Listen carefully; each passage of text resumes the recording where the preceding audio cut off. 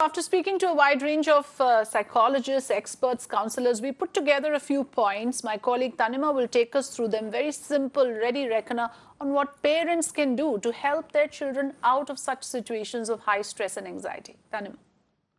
As soon as we notice some of the symptoms which seem to be worrying symptoms that could actually lead to, this sort of an unfortunate incident, these are some of the pointers that parents can actually do, take care of their children at home and follow it. So first of all, of course, you have to make the child focus on the process than the results. So it's mostly, we figured out that a lot of students, in fact, over a quarter of these 10,000 cases which have been reported in 2018, most of them are students who have in fact failed in exams following which they've unfortunately taken their lives. So it is an effort that the parents have to put in, that it's not the results that matter so much, but it's the process or the education that they are getting, which is very important, which students need to focus on.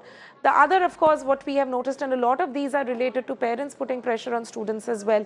So the focus should actually be to not encourage students or push younger people towards rat race, to actually identify their individual strengths and encourage them to hone on that rather than competing with everybody around them.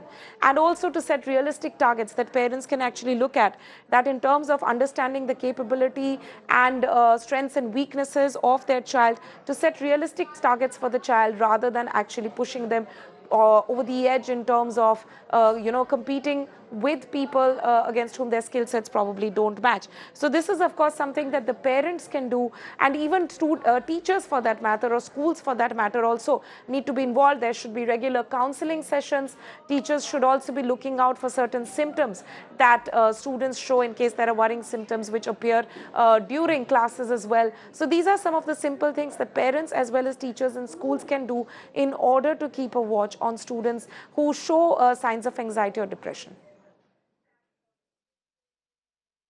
Right. It must be detected and it must be reported. That is the big point here that we are trying to make, that never ignore the smallest sign of depression or anxiety. Thanks, Tanima, for joining us.